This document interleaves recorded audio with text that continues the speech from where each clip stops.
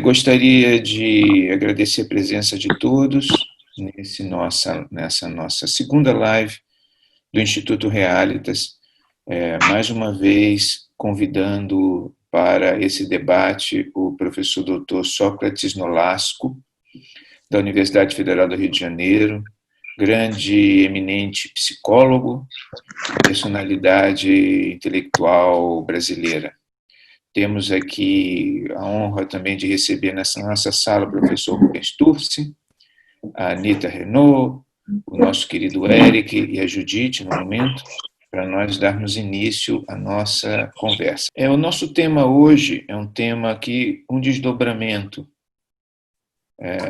de uma discussão que foi travada na última live e que tem a ver com conversas que eu e o Sócrates Nolasco tivemos também por WhatsApp alguns dias atrás de forma reservada. Nós hoje vivemos um período muito estranho. Na verdade, eu não sei nem se já houve algum período da história que não fosse estranho, porque a gente sempre costuma dizer assim, a situação está ruim, nunca vivemos uma crise tão grande, ou a situação está estranha, mas se vocês pararem para pensar, nunca, na verdade, foi alcançada essa pretensa normalidade que os seres humanos sempre esperam e desejam que seja uma normalidade ideal da vida, né? Nunca os seres humanos são estáveis, nunca eles são tranquilos, nunca vivemos uma situação que não seja a de permanente contradição, paradoxo das nossas existências, tanto do ponto de vista individual quanto do ponto de vista social. Os problemas espirituais humanos sempre foram vivenciados de uma forma difícil, por conta, se você vai a São Tomás, ou você vai a todos os pensadores da nossa tradição perene, nós diremos assim, o que nós vamos ver aí é sempre a ideia de que o ser humano ele gravita no mundo e isso traz a ele inumeráveis desafios que dizem respeito à sua condição humana, à sua condição animal, nós diremos assim, e também gravitamos numa outra dimensão, que é uma dimensão espiritual, e isso traz também nossas próprias questões com relação a tudo isso que acontece. Mas hoje o nosso tema diz respeito a direitos e espiritualidade, que é um tema difícil de ser tratado, porque, para variar, vivemos nós num momento de extrema, nós diríamos assim, de uma tentativa de controle do pensamento e das ações humanas. Nós vivemos um período de muito fechamento, de uma tentativa de controle muito forte do que somos. E muitas coisas que, é claro que hoje eu acredito até que está menos grave do que em outros momentos recentemente passados, mas de qualquer forma, hoje, por exemplo, eu estava ontem comentando com um amigo meu, um filósofo português, o Mendo Henriques, que é um grande filósofo português, e ele começou a falar algumas coisas. Eu falei, escuta aqui, desde quando ele estava falando que não sei quem está relativizando as mortes do coronavírus? Eu falei, olha, desde quando é proibido ou é errado falar que a morte é uma contingência da vida? Eu tive que perguntar isso a ele, porque a maneira como ele estava me colocando as questões era de que certas coisas não podem ser ditas. Por exemplo, a de que a morte faz parte da vida, por exemplo, de que isso não pode ser dito. Eu falei assim, não, eu acho que a gente está vivendo num mundo diferente, porque isso sempre foi dito, e isso faz parte, inclusive, da nossa forma de entender a própria vida. Isso é assim desde que a gente é criança. As pessoas você sempre vai entender que a morte faz parte da vida. E isso é uma coisa importante de ser dita, na verdade, e de ser refletida, e de ser introjetada, porque tem muitas implicações filosóficas, teológicas, existenciais nessa frase. Então, não vejo por que alguém deve ser condenado por dizer isso, né? Então, nós vivemos um período assim estranho. com uma estranheza particular, nós diríamos assim, porque todos os períodos são estranhos, mas esse tem essa estranheza particular. Então, eu gostaria de começar aqui falando sobre, em geral, sobre o que nós vamos começar a discutir e já passar para o Sócrates Nolasco. Nós vamos aqui tratar das contradições ou dos paradoxos entre a vivência dos direitos e as dimensões espirituais do ser humano.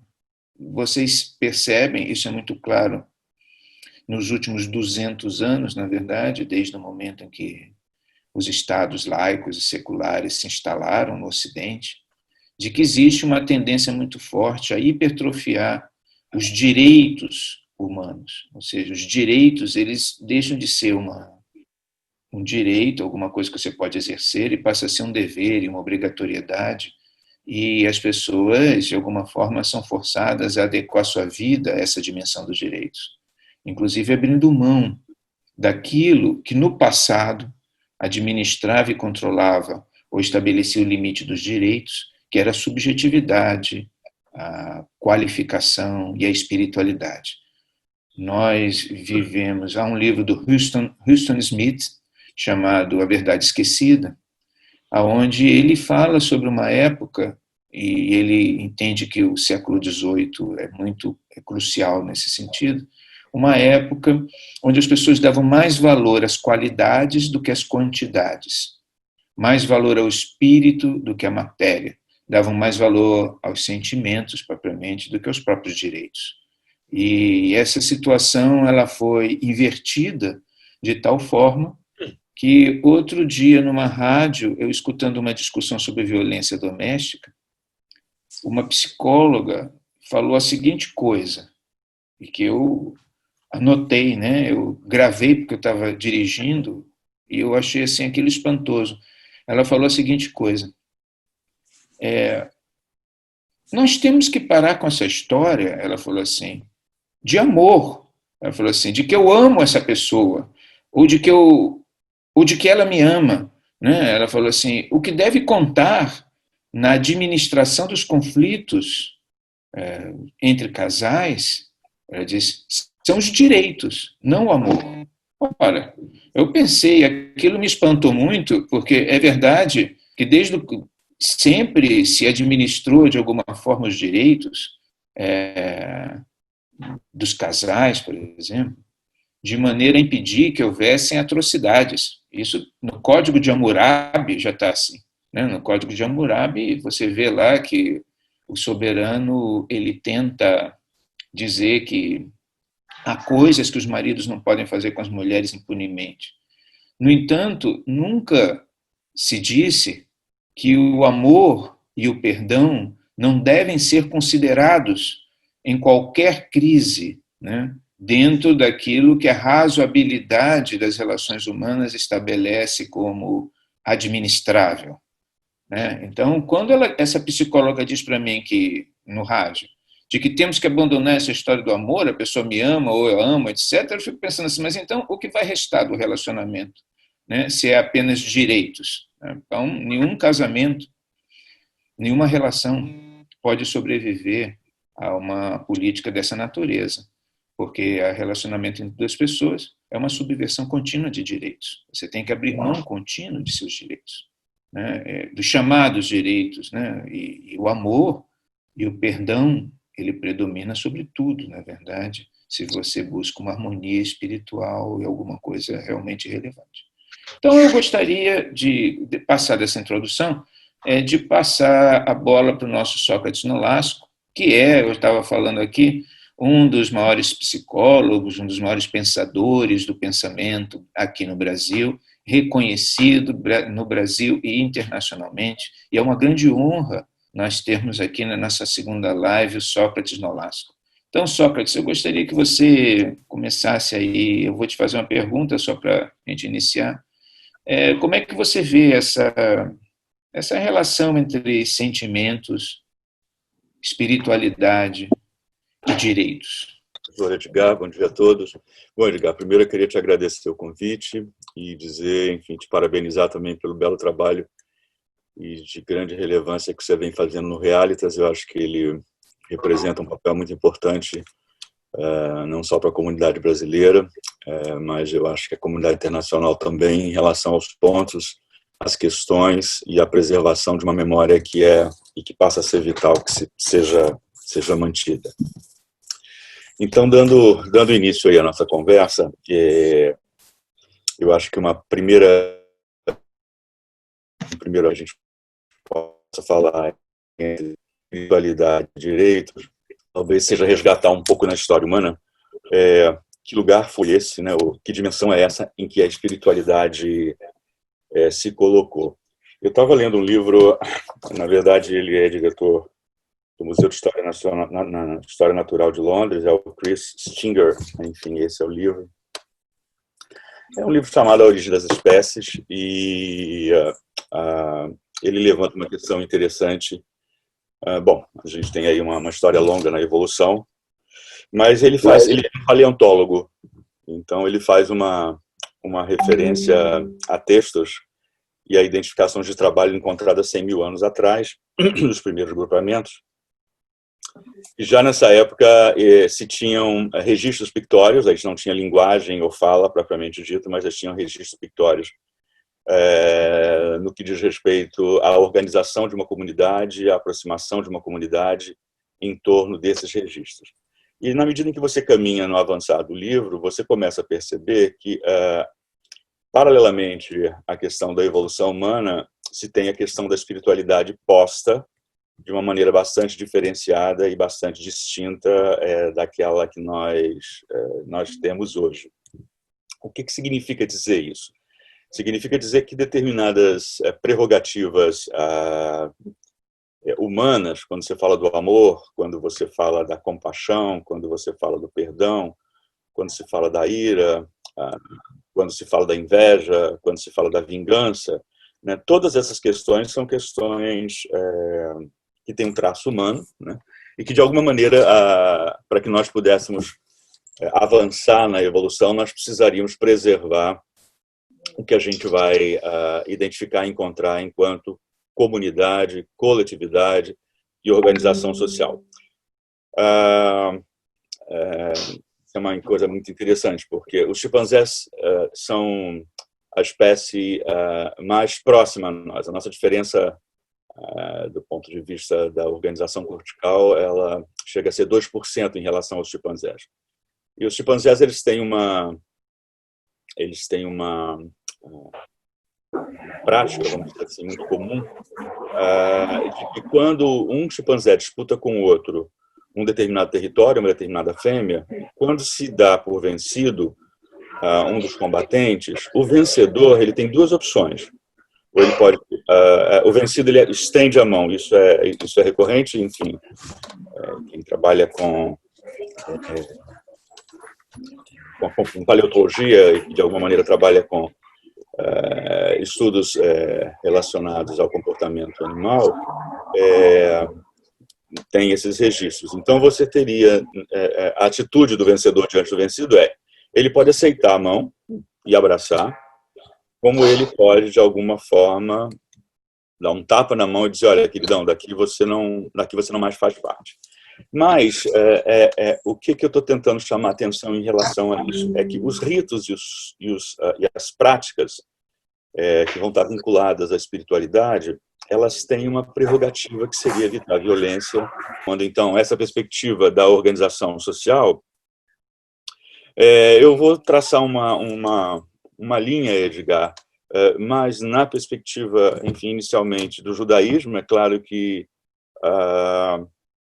a gente vai percorrer aí um pouquinho alguns pontos de tangência com o cristianismo, eventualmente até com o islamismo também, mas esses registros todos que eu estou me referindo em relação à contenção, né, da destrutividade ou da violência humana, eles sempre foram objeto, isso não é de hoje,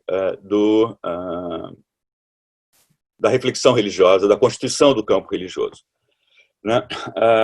Então, a temática da espiritualidade já não é só exclusivamente uma temática que se manteve durante muito tempo na área das ciências sociais, né, e das ciências humanas, mas elas também agora começam a fazer parte, dentro de uma outra perspectiva, ciência como a evolução. Por exemplo, hoje em dia, há quem acredite que as análises, por exemplo, sobre a espiritualidade não sejam prioritárias, né? Esse exemplo aí que você acabou de dizer com relação para que vai ficar se discutindo o amor, né? Eu faço uma referência do amor à espiritualidade. E as pessoas que colocam as questões dessa forma tendem a dizer, né, que introduzir ou manter, né, a espiritualidade enquanto uma questão do mundo contemporâneo seria um delírio, né, ou ainda aspecto de um pensamento primitivo vinculado a determinadas restrições psíquicas, né? Mas há também aqueles que, por um outro lado, tomam as escrituras ao pé da letra, né? E como se as escrituras, e aí eu digo dentro de qualquer modelo, né, sagrado, vamos dizer assim, né, como sendo um espelho do mundo, né, e do mundo em que vivemos. E é curioso, porque isso me faz lembrar uma passagem do Fedro, que ele diz como é que é perigoso crer e não crer, né? Quer dizer, quando o Fedro ele coloca essa perspectiva de quão perigoso é crer e não crer, o que ele está dizendo, né, no meu entender, é que se você elimina o sagrado, né, ou tudo aquilo fica atribuído ao sagrado, você vai ter sérios problemas para lidar com situações, por exemplo, como a violência e a destrutividade. Mas eu acho que a gente poderia pensar não só, né, na perspectiva das pessoas que creem e das pessoas que não creem, como uma terceira via, né? Quer dizer, qual seria uma terceira via onde a gente poderia colocar a questão da espiritualidade, a questão dos direitos. A minha família tem uma origem sefaradi, entre os judeus, isso é dito, judeus que viviam no Líbano, Marrocos, enfim, Espanha, né, antes do exílio. E dentro dos sefaraditas, existe uma referência de um livro chamado Zohar, né? O Zohar é uma é considerado a Bíblia dos místicos, vamos dizer assim, né? E uma grande parte do Zohar ele trata do Gênesis, Bereshit, né? Quer dizer, onde se faz uma referência sobre a criação. Então, eu gostaria de poder fazer três passagens rápidas, né, sobre referências que são referências importantes, vamos dizer assim, dentro da perspectiva da espiritualidade. Uma delas é essa que eu vou falar do Zohar, de uma passagem de um personagem chamado Korah, pode ser chamado de Coré também, bom, enfim. Uma outra que seria Salomão, né, com as duas mães, a lei de Salomão aí, na tentativa de solução com as duas mães, e, por fim, o sacrifício de Isaac. Né? Então, esses seriam os parâmetros em torno dos quais eu vou tentar responder a sua pergunta aí em relação à posição do espírito ou à espiritualidade nos dias de hoje. O Zohar tem uma certa referência, considerado o livro do esplendor, vamos dizer assim, né? E o que é interessante nele é o esforço que se faz pela unificação, como se a unificação fosse, de algum modo, a razão e o motivo pelo qual um trabalho como esse foi escrito, né? Quer dizer, ou seja, e de algum modo não seria só a unificação, mas a redenção. Então, tanto a unificação quanto a redenção, a gente vai encontrar, né, apesar dos textos serem textos bastante imagéticos, assim, do ponto de vista do que eles apresentam, né? Mas eles, de algum modo, colocam as coisas escritas de um modo que não estaria no pé da letra, vamos dizer assim, né? Mas que, ao mesmo tempo, falem diretamente para o coração, né? É por isso o esforço de redenção vindo a partir de um esforço de unificação. Então, o que acontece aí É interessante que essa história do Korah, ela também aparece no Alcorão. Existem várias histórias da Torá que aparecem no Alcorão, né? Quer dizer, escritas de uma outra maneira, né? Onde você não tem Korah, por exemplo, no Alcorão, Korah vai ser chamado de 1, vai aparecer Moisés também do mesmo modo, porque a história é contada entre os dois. No Alcorão vai aparecer como Musa, né? Mas é uma história que aparece no Alcorão também.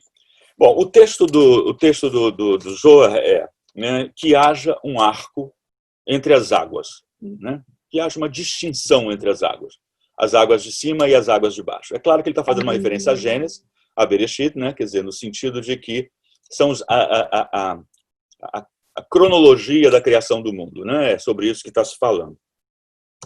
Agora, curiosamente, o Zohar trata dessa passagem como sendo um mistério. Ele fala do mistério das duas mãos, né? A mão direita e a mão esquerda. A mão direita ela é identificada no Zohar como sendo o primeiro dia, né? A iluminação, a luz, vamos dizer assim, né? E a mão esquerda como a mão do julgamento. O Hassidismo, né? O Scholem, por exemplo, é um autor interessante que trata dessa perspectiva racídica ou do misticismo judaico, né? Quer dizer, que valoriza a espontaneidade, né? Quando você fala do amor e fala do coração, a gente estaria falando exatamente de uma perspectiva semelhante a essa, né? Você tem, só fazendo um parênteses, um outro autor também judeu chamado Heschel, que trata, né, quer dizer, e considera a oração como sendo uma experiência, né? A oração não é algo que você diz, mas a oração é uma experiência, é algo que está implicado na vida. Então, esses textos, né, quer dizer, da mística judaica, pegando a questão do Zohar, ele vai inserir a espiritualidade dentro de uma prática, não é? Dentro de uma prática. O problema é que Korah, ele teve um embate com Moisés. Nesse embate com Moisés, o que ele apresentava especificamente? Ele dizia tudo aquilo que Moisés havia dito. Olha, não tem que ter regra, não tem que ter lei, não tem que separar nada de cima com de baixo. As coisas não devem se dar dentro desse ordenamento e se faz um embate, uma tensão se coloca. Essa é uma primeira intervenção divina, vamos dizer assim, Deus intervém nesse momento, e nessa intervenção divina ele dá uma penalidade bastante considerável para Korah, né? A terra se abre, Korah cai dentro dessa lacuna, né? Dessa fenda, e todo o grupo que estava junto com ele. O Alcorão trata do mesmo jeito. Tá certo? Ele vai abordar essa transição da mesma maneira. O Alcorão concorda com o que a Torá escreve em relação a essa passagem. Mas o que está em questão é que, nesse momento, Korah desloca a raiva, a ira que estava articulada com Moisés para os céus, para Deus, e é por isso que a penalidade se faz. Veja bem, quando Deus entra, né, quando ele passa a regular aquela situação, um estado de harmonia se estabelece, a mão esquerda, né, ela se junta com a mão direita, a gente estaria lendo a formação do humano, né, vamos dizer assim, né, o esquerdo, o direito, né, a terra, a água de baixo, a água de cima, essa é a construção. Então, quer dizer, de algum modo, as sociedades contemporâneas, elas tiraram essa dimensão. Gradualmente, mais especificamente a partir do século XVII, com o individualismo e posteriormente com o iluminismo, toda essa carga de espontaneidade, toda essa carga de registro, né, quer dizer, da experiência religiosa no mundo, ela vai sendo gradualmente diluída, né, quer dizer, porque se no século XVII eu preciso fazer, né, um divisor de águas, não com as águas de cima, mas as águas de baixo, mas com as águas que foram demarcadas anteriormente ao século XVII, né? Se a gente for pegar a literatura, por exemplo, a gente poderia fazer uma referência aí a todos os romances, né? Por exemplo, Parsifal, né? Que seria um romance de cavalaria, e fazer um contraponto com a literatura a partir do século XVII, como, por exemplo, Don Quixote, né? Entende? Então, eu tenho um cavaleiro, né? Quer dizer, tem um código de honra que se estabelece em torno, né, de uma tábua com vários outros cavaleiros, e eu vou ter, possivelmente, um cavaleiro manco, coxo, delirante, né? Quer dizer, então a construção do Don Quixote, ela tem uma relação com a oposição aos romances de cavalaria e mais especificamente aos códigos, né? Quer dizer, de honra ou aos códigos de lealdade que se estabeleciam na época nos séculos anteriores ao século XVII. Quer dizer, foi feito desse modo, né? O individualismo, ele lança a mão daquilo que vinha anteriormente sendo posto enquanto valor e assume para si não uma determinação de que o coletivo, de que as dimensões sagradas estariam vinculadas em códigos simbólicos, que faz com que nós, de alguma maneira, nos percebamos no mundo distintos, né, na própria codificação do mundo, isso vem sofrendo, né, e eu acho que essa vai ser a perspectiva do direito posteriormente, uma redução, né, quer dizer, como se os sistemas legais pudessem dar conta daquilo que se tratava anteriormente, o sagrado. E o que o sagrado, né, quer dizer, se constituía enquanto um grupamento era muito maior, né, do ponto de vista da capacidade de simbolizar experiências, da capacidade de dar um certo grau de suporte àquilo que não poderia ser entendido ainda, ou aquilo que não poderia ser compreendido de fato, sem que comprometesse as relações sociais. Então, quer dizer, a produção do individualismo a partir do século XVII, ela vai se constituir, em grande parte, num manancial de conteúdo do que anteriormente eram as sociedades tradicionais. Então, quer dizer, não só o Don Quixote, mas eu posso pensar também no Dom Juan, eu posso pensar também em Hamlet, por exemplo. Enfim, quer dizer, tem toda uma produção posterior, né? Quer dizer, assim, particularmente o Defoe, né? O Robinson Crusoe, né? Onde eu tenho uma relação com a natureza que é toda de subjugar a natureza às minhas ferramentas. Enfim, então toda a organização de mundo e do pensar do mundo, ela vai ser canalizada nessa direção em que o indivíduo vale enquanto valor moral, né? Essa que vai ser a estratégia dos direitos posteriormente, e que isso é o que deve valer. Ok, vamos imaginar que a ordem deva ser essa, só que quando a gente inventa uma ordem, a gente inventa um problema para ela também, né?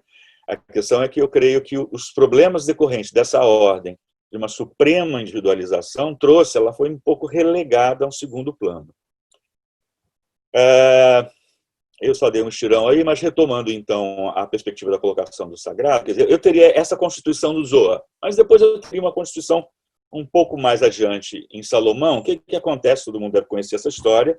Duas mães chegam com um bebê diante de Salomão e diz: o bebê é meu. A outra mulher diz: o bebê é meu, o bebê é meu, o bebê é meu. Ele fala: então tá bom. Se o bebê é das duas, eu vou partir o bebê no meio, né? E na medida que eu parto o bebê no meio, vai um pedaço para cada uma. Num primeiro momento, se você pega isso ao pé da letra, vai ficar bastante complicado de se entender um pouco o que está em questão ali. Mas, no que uma das mulheres se dão conta, né, porque uma delas dizia: então tudo bem, eu fico com a metade, ela fica com a metade, ela não vai ficar com a parte inteira, eu vou ficar com uma, também não vou ficar, então resolvemos assim. E aí Salomão então diz: olha, vamos fazer o seguinte, então essa que está abrindo mão, porque a outra diz: não, para partir o bebê no meio, eu prefiro que você o dê integralmente para a outra. E aí Salomão repassa o bebê para essa mulher que diz isso. Então, o que está em questão aí? Né? Ou seja, quando eu falo do Zohar, da perspectiva da missão, né, de unificação e redenção, essa é uma experiência de unificação e redenção. Certo? E essa experiência de unificação e redenção, ela tem que estar necessariamente vinculada a uma experiência de si no mundo, onde o vínculo propiciou, né, uma quantidade de afeto suficiente que o sujeito abre mão, né, ele desapega, né, de uma dimensão daquilo que é um valor para ele, para que aquilo que ele está ligado não pereça. Isso que ele está ligado não pereça, né, a gente pode pensar na experiência coletiva, na experiência humana.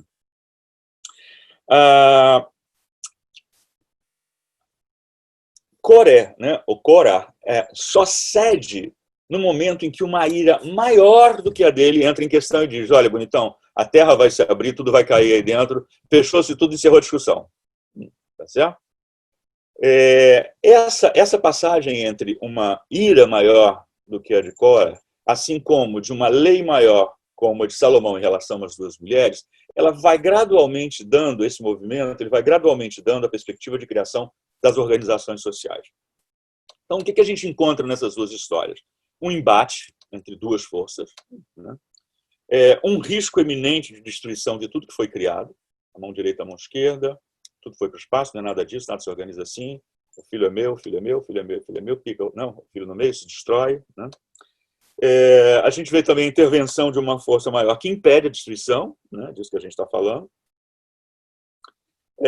Eu teria, posteriormente, já que essa situação não vai ser resolvida aí, uma replicação dessa história em vários outros momentos. Se pegar os textos por exemplo, da Torá, você vai encontrar, né, diferentes partes onde esses conflitos aparecem. Eu tenho aí representado, por exemplo, em Caim e Abel, né, onde Deus chega e diz: ninguém vai colocar a mão em Caim. Mas, pô, Caim não matou Abel. Mas tem essa intervenção, né? Aquele que matou não vai ser morto por ninguém. Então, essa intervenção, essas intervenções, elas dizem, de algum modo, elas têm uma função, primeiro, de manter, né, a capacidade simbólica ativa, como sendo uma capacidade necessária para a organização dos grupos. Isso é fundamental. E agora, por fim, enfim, né, a terceira história, que é do Isaac, né, quer dizer, muitas pessoas falam: uau, essa história do Isaac, do sacrifício de Deus pedir a Abraão para matar o próprio filho, isso é um descalabro. Ou ainda, como é que Deus poderia ter pedido a Abraão para fazer esse tipo de coisa? Essa é a maneira de ler. Mas a gente pode ler, talvez, de uma terceira via, de uma outra maneira. Qual seria essa outra maneira? Abraão sempre foi considerado como um homem nobre, um homem digno, um homem hospitaleiro, um homem que zelava, de algum modo, né, quer dizer, por tudo aquilo que ele cuidava, um homem crédulo, né, um homem fiel do ponto de vista das suas crenças, mas é um sujeito que, de algum modo, pegou o filho, levou para Moriá e ia sacrificar o filho. Ou seja, se esse pedido não fosse feito, se essa explicitação não tivesse feita, né, como é que Abraão poderia saber que ele, né, vive na iminência de ser um filicida? Abraão não saberia que um homem honrado, digno, não é, fiel, poderia também assassinar o próprio filho diante de uma fé cega. Essa interpretação de que, né, o mais honrado dos homens, diante de uma fé cega, pode exigir a intervenção divina, Isaac não é morto. Mas isso é uma coisa muito interessante, se a gente for olhar nessa perspectiva de uma terceira via. Isaac não é morto. Mas, se a gente for ver mais adiante na Torá, como é que essa história se desdobrou, o que a gente vai encontrar? A gente vai encontrar Isaac, já perto, né, dos seus dias finais da morte, cego, né, uma cegueira, e ele confunde Jacó com Esaú e dá, né, a Jacó as prerrogativas de fundação daquilo que a gente vai conhecer posteriormente como sendo o reino de Israel. Ou seja, a cegueira de Abraão, ela se desloca para Isaac. Não do modo, né, duro, como seria matar o próprio filho, mas de uma cegueira em que ele não consegue perceber muito se ele está diante de Esaú ou se ele está diante de Jacó. Mesmo que a história faça uma narrativa onde, de algum modo, isso aparece através de uma pele de carneiro, de uma pele de um animal em que vai fazer, porque Esaú era muito cabeludo, então, né, se Jacó passa a mão, né, nos cabelos de Jacó, ele ia perceber que aquele era Jacó e não Esaú, enfim. Mas eu acho que existe uma outra perspectiva também, não é de negar essa, mas de incluir uma outra, que é a cegueira de Abraão chega até Isaac. Certo? Então, essa migração, né, o que está contando, o que poderia estar narrando para nós? De que existe na natureza, né, eu acho que essa essa poderia ser a constituição desse tema entre espiritualidade e direito, que é o desaparecimento do sagrado. Né? E aí, se eu pensar no sagrado, eu posso pensar no sagrado enquanto sendo a manifestação do espírito. Eu posso pensar no espírito como sendo aquele que vive uma experiência encarnada, é por isso que eu estou falando da oração enquanto prática e enquanto experiência. Né? E essa experiência encarnada e essa pré-condição faz com que, de algum modo, o sagrado ele se relacione com Deus, Deus é o sagrado, e sem o sagrado nós não teríamos humanidade, sinto dizer, mas se a prerrogativa, isso não sou eu que estou afirmando exclusivamente, enfim, mas eu concordo com a leitura do René Girard, né, quer dizer, que é um historiador e um antropólogo francês, né, quer dizer, ele tem um trabalho chamado Violência e o Sagrado, onde, nesse trabalho, ele mostra que se a vingança fosse tolerada, a humanidade já tinha ido para o espaço durante muito tempo.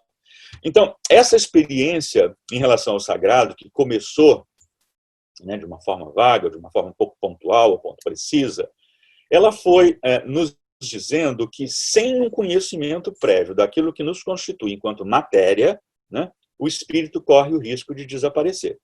Não só concretamente, né, mas com toda a sua carga simbólica, com toda a sua capacidade simbólica de estabelecer vínculos ou de construir vínculos onde, em algum lugar, eu possa admitir que eu posso destruir, que eu posso invejar, que eu posso ser violento, certo? Né? E essas são essas possibilidades que vão me dando a capacidade de gerenciamento de toda essa trajetória. O temor, que inicialmente foi o temor da lei, o temor de Deus, ele vai se passar em Moisés com o temor da lei. E ele vai posteriormente chegar, né, porque nessas sociedades ainda, né, a ideia de república, a ideia de Estado, é uma ideia recente, né, o imperialismo, enfim, os impérios, eles diziam, eu sou a representante de Deus, os reis de França, por exemplo, qualquer outro rei, sou representante, né, de Deus, até a construção de um Estado onde o sujeito vai temer a lei, mas a ideia do temor é uma ideia necessária para a sobrevivência humana. Quando o sujeito perde essa referência, o que passa a ser colocado em risco é o desaparecimento das sociedades humanas, né? Isso porque o Aristóteles ele tinha uma referência dizendo que o ser humano é o ser mais mimético de todos os animais, né? Eu tinha dado lá o exemplo dos chimpanzés, mas os animais aprendem uns com os outros como é que eles devem agir, como é que eles devem se comportar, e assim sucessivamente. Mas os homens, nessa capacidade mimética, né, esse mimetismo, eles têm uma variação de uma complexidade um pouco maior, que ele acaba desejando aquilo que o outro quer. Inclusive, tem um filme muito bonito que foi feito, é um curta-metragem canadense que foi feito logo depois da Segunda Guerra Mundial. É um cineasta chamado Norman McLaren. Ele fez logo depois que a Segunda Guerra terminou, chamado Os Vizinhos, né, onde ele mostra com propriedade isso que o Girard está falando, de que são dois vizinhos que compartilham as suas terras, né, enfim, um mora do lado do outro, não tem cercas, blá, blá, blá, mas até que tem determinado momento que nasce uma flor e eles começam a disputar de quem era aquela flor. Né? Estava na propriedade de quem. E isso muda, isso faz com que toda a relação entre os dois ela desapareça. E, ao mesmo tempo, também, o objeto de embate desaparece e eles começam a odiar uns aos outros. Então, assim, esse mimetismo ele faz com que eu, no primeiro momento, deseje, né, o que é do outro. Né? Num segundo momento, eu começo a entrar no embate para disputar com o outro aquilo, né, que eu estabeleço como sendo dele, ele diz que é dele, e assim sucessivamente. E, num terceiro momento, eu já esqueço o objeto, eu estou eliminando o outro literalmente, seja, enfim, né, se o que começou o embate foi uma crença, se o que começou o embate foi um objeto, se que foi, enfim, seja lá o que for, no terceiro estágio dessa tensão, né, entre forças, eu já estou odiando o outro, eu quero mais que o outro desapareça. Então, o trabalho do Girard, né, ele tem uma importância, eu acho, ele tem uma considerada, porque o aspecto mimético humano ele vai colocar uma dimensão que nos animais não tem, que é o aspecto da vingança. E a vingança ela é transcendental, porque ela não está ligada só a eu e o outro com quem eu estou duelando. Ela está ligada aos meus familiares, familiares do outro. No filme do McLaren aparece isso. Ela está ligada, né, aos amigos dos amigos do outro. Eu começo a extrapolar esse universo, né? E chega num determinado momento que eu já não sei mais por que eu estou fazendo isso, mas eu continuo fazendo. Tá certo? Então, esse aspecto mimético ele tem uma pregnância e ele tem um traço de importância que é considerável que ele seja administrado. A questão é que, na passagem para o individualismo moderno, né, considerando o século XVII e seguinte, né, e aí a gente pode considerar, enfim, não só isso, mas o Renascimento, né, enfim, o Iluminismo, né, e todas as grandes invenções que foram posteriores, né, quer dizer, a Idade Média, né, o Renascimento e posteriormente o Iluminismo, enfim, de que essa tutela, né, quer dizer, quando Nietzsche fala que Deus está morto, todo mundo achou que é uma leitura, claro, né, mas todo mundo se acha, bom, as religiões foram para o espaço, a ideia de sagrado desaparece, né, quer dizer, eu acho que o que o Nietzsche faz ali, né, não só no Ecce Homo, mas, enfim, assim falou Zaratustra, mas, enfim, ele traz ali uma questão que né, sobre o que nós estamos falando sobre o que nos constitui, como nós fazemos para garantir isso que nós fazemos, que nos constitui na rua. Então, a ideia de que Deus está morto, do mesmo modo com relação, né, ao sacrifício de Isaac, eu posso pensar como uma ponderação. Claro que não vai ter uma intervenção divina da maneira como se teve na época de Abraão em relação a Isaac, né, mas existe uma autonomia do indivíduo em relação à sua própria consciência de poder fazer uma reflexão em relação àquilo que ele está de fato fazendo, os comprometendo. Então, a carga legal ela não vai ter força suficiente para sustentar o código simbólico sobre o qual sustenta uma base moral. Tá certo? Eu posso falar em ética, mas a moral ela tem uma implicação, e não é só a moral religiosa, mas a moral no sentido de que se eu escolho uma mulher, se eu tenho amigos, se eu escolho um grupo, eu tenho um certo compromisso moral com essas pessoas, né?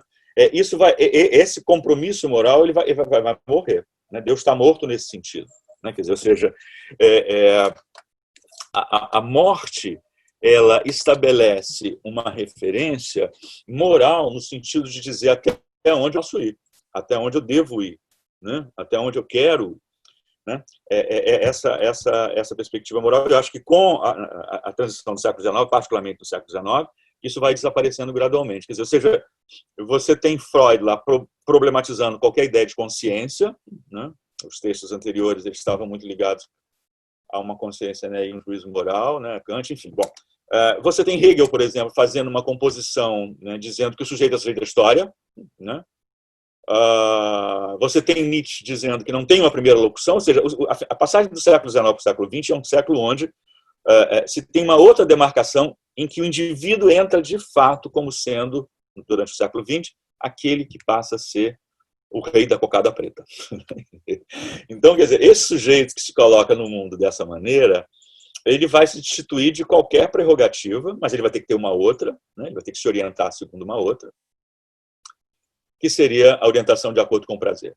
Né? Então, se o meu prazer ele está sendo problematizado, e se eu tenho direito ao prazer, o outro está fora dessa prerrogativa, porque o prazer é meu. Então, eu acho que isso aí entraria nessa perspectiva do direito. Eu vou ter que só adiantar um pouco mais aqui para não ficar muito extenso. Bom, mas aí eu queria ainda trazer dois aspectos interessantes, né? Não só a relação à questão da vingança. O Girard ele coloca no trabalho dele uma relevância importante sobre o sacrifício. Né? E aí o sacrifício ele pode ser entendido de várias maneiras. O sacrifício ele pode ser entendido também como a liberdade que o sujeito tem de dizer não. Né? Quer dizer, muitas vezes as pessoas acham que a liberdade está associada aos sims. Né? Mas a liberdade ela está associada para um sujeito que é dono de si, né? Que é dizer não. Né? Isso eu não quero, aquilo não. Isso é liberdade. Né? Você poder dizer a si mesmo que esse tipo de prazer, ou esse tipo de experiência você não deseja viver. E aí, eu acho que vale a pena a gente falar a respeito de dois registros na passagem histórica. É Judas e Jesus. Né? Jesus ele aparece de uma forma bastante diferente, como os outros sacrifícios aparecem, não só nas mitologias, na mitologia grega, enfim, mas a vítima na mitologia grega, por exemplo, ela é definida como uma culpada. O sujeito fez aquilo, então ele vai, entendeu, ser responsabilizado por aquilo. Só que no cristianismo isso tem uma variação, onde a vítima, né, ela vai a sacrifício em nome da comunidade. Né? Eu sou o Cordeiro de Deus que tira o pecado do mundo. Tá certo? Então, ou seja, é preferível que morra um do que morram todos. Né? Eu creio que essa é uma história que possa ser contada. E, curiosamente, né, se a gente está falando de uma propagação de uma ira que vem lá de Cora, né, quer dizer, ao longo dos séculos, uma ira que compromete, né, a vida social, a vida gregária, né, as comunidades, a humanidade, ela vai chegar também até os dias de hoje. Não é? Quer dizer, ou seja, o que dá um caráter a essa situação que você estava colocando no dia de hoje, Edgar, né? Quer dizer, religioso é a temporalidade. Né? O tempo religioso é um tempo atemporal, vamos dizer assim, né? E não espacial. Ele ele recicla e ele vem andando. Então, o que aconteceu? Jesus chega para Judas e também para Pedro, é bom lembrar, e diz, olha, você vai me trair.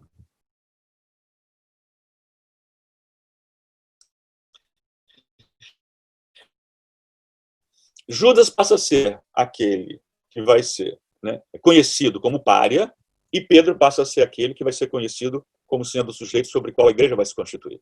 Mas Pedro negou Jesus 3 vezes. Você conhece Jesus? Não, não conheço. Você conhece? Não? Essa foi dita. Né, antes do galo cantar no início do dia, você vai me negar 3 vezes. Ou seja, por que um sujeito ficou, né, no lugar do pária e por que um sujeito ficou no lugar daquele que vai dar, mesmo sendo o negador daquele que o salva, né, enquanto sacrifício, né, vivendo a própria morte, o lugar onde a igreja se constitui. Novamente, eu tenho uma tensão entre a mão direita e a mão esquerda, certo? Mas o que acontece na interpretação de Judas? Em Judas é colocado toda a carga de ódio, toda a carga de violência, toda a carga de destrutividade que possivelmente aqueles que celebraram, não é, o sacrifício de Jesus teriam. Não é? Quer dizer, Jesus não foi morto por Judas, racionalmente falando, foi morto pelos romanos. Não é? Quer dizer, o assassínio em si, né, a morte em si, ela foi feita por uma outra sequência. Mas o que está em questão nesse discurso, e o que a gente vê até hoje, nos dias, pendurando Judas, num poste, batendo em Judas, matando Judas, né? Quer dizer, é um pouco uma experiência catártica de o sujeito achar que, daquela forma, ele vai exorcizar toda a violência, toda a destrutividade, todo o ódio que ele carrega dentro de si.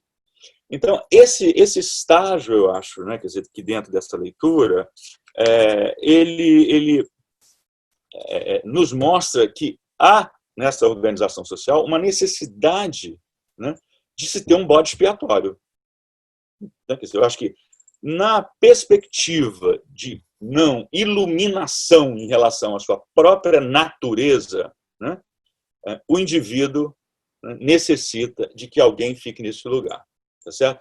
O Freud tem um trabalho que ficou conhecido como Mal-Estar na Civilização, onde ele trata disso mais especificamente, né, de que viver em sociedade é lidar, em algum grau, com um mal-estar, né, tem um mal-estar, né, mas me parece que as sociedades contemporâneas elas venderam uma certa ilusão de que é possível viver dentro de rankings altíssimos de bem-estar. Tá certo? Né? Quer dizer, de prazeres e prazeres e prazeres e prazeres. Né? Quer dizer, como se essa ilusão fosse possível. Né? Como você estava dizendo inicialmente, a vida é finita. Né? A morte faz parte da vida. Os prazeres são finitos. Os desprazeres fazem parte da vida. Né? Existe, de alguma maneira, né? Quer dizer, e tem que existir uma certa serenidade para se olhar isso, onde o sujeito se implica não só como culpado ou como vingador, mas como autor de uma determinada ação, exercida com liberdade, mas que ele o faz, né, quer dizer, não só em nome de si, mas das próximas gerações que vêm a partir dele. Isso ele tem que manter a estrutura gregária. Não é? Bom, acabou aqui. É isso. Então, quer dizer, eu acho que o Durkheim também, né, me lembrando agora, ele dizia que o social é religioso, religioso é social. Essa frase foi, eu acho, também interpretada de maneiras bastante, né, tronchas, mas, de algum modo, Edgar, eu acho que o direito, quando ele tenta se sobrepor ao sagrado, ele não vai dar conta, ele não consegue. E quando isso se faz numa sociedade que se desacralizou, né, que se desmaterializou, eu acho que os indivíduos vão ter problemas como eles estão tendo hoje. Não é? Quer dizer, ou seja, as pessoas se matam sem o menor problema, entendeu? Né? Não precisa nem de muito, mas elas se matam. Né? Seja lá por que motivo for. Eu posso ser o mais honrado dos homens, está defendendo os bastiões maiores da justiça, mas é o que a gente vê mais ou menos dentro das redes sociais. Ou seja, é uma sociedade que, na medida em que se desacralizou, que colocou a religião, né, a experiência, a dimensão espiritual, né, como sendo uma experiência exclusivamente religiosa dentro de determinada prática, ela desconectou todos esses outros fios, né, que hoje nós temos que lidar com um certo problema, né, quer dizer, de uma materialidade que não está nem encarnada, né, porque o século XVII ele tem essa prerrogativa, né, ele foi desencarnando todo mundo, né, o córtex, inclusive, é um órgão muito interessante, porque o córtex, se pudesse, ele voava, né, ele tem essa dimensão. Você imagina, a gente está falando de um órgão que de 10 bilhões de neurônios, né? A gente está falando de cerca de 1 bilhão de trilhão de possibilidades de conexão, né? Então, ou seja, muito para se explorar. De certa forma, preservou isso séculos, séculos, séculos, por uma ideia de temor. Se o homem não tem o que temer, né? Se ele não tem o juízo, né, ou a consciência, né, ele realmente entra no embate. Então, eu acho que privilegiar assim, as práticas religiosas, eu acho que não está nem mais em questão, porque todas as práticas que são plenas de direito, né? Agora, eu acho que quando o que se tenta fazer, né, em relação ao religioso, é uma perseguição semelhante ao que se faz a Judas, né, o que se tenta colocar fora é exatamente essa dimensão de que quando eu faço a ideia de que Cordeiro de Deus tirar o pecado do mundo, eu tiro a perspectiva de que todos mataram, não é? Todos mataram, né, isso que se diz, né, na leitura, todos mataram a Cristo, todos comem do seu pão e todos tomam do seu sangue. Se todos mataram, né, e se aquela vítima é uma vítima que expurga o pecado que está no mundo, nós estamos todos aliviados. Né? Então, esses ciclos de alívio, né, eles precisam e eles deveriam estarem sendo encaminhados por ciclos de tornar adultas as pessoas que vão gradualmente vivendo na sociedade, de modo que elas possam entender a dimensão e a profundidade que tudo isso tem, nas histórias que nos antecedeu, né? E de algum modo possam ser resgatadas como um elemento, entre aspas, de redenção e de unificação. Por isso que me chamou a atenção, eu não imaginava, quando eu comprei esse livro do Stringer, foi mais pela questão da evolução, a maneira como a evolução se dá, mas ele coloca isso, que o religioso é uma dimensão da evolução, né? O espiritual, né? Está numa relação social e faz essa articulação do ponto de vista da evolução. A própria consciência, ela vem daí. Me chamou a atenção, porque esse mundo que a gente vive é um mundo muito desencarnado, né? Todo mundo pode tudo, né? Eu nasço homem, posso me transformar em mulher, em cachorro, em papagaio. Se eu nasço mulher, eu posso me transformar em papagaio, em cachorro, em homem. Eu posso não ser homem nem mulher. Eu posso ser qualquer coisa, quer dizer, ou seja, esse indivíduo que diz isso é um indivíduo que está totalmente desencarnado da sua experiência enquanto um ser humano, pelo menos dentro dessa dimensão de natureza, né? Quer dizer, ou seja, se a gente concorda que a dimensão da natureza humana é essa. Então, eu acho que esses são os problemas. Desculpa, acho que eu me estendi demais. Mas, de algum modo, é isso.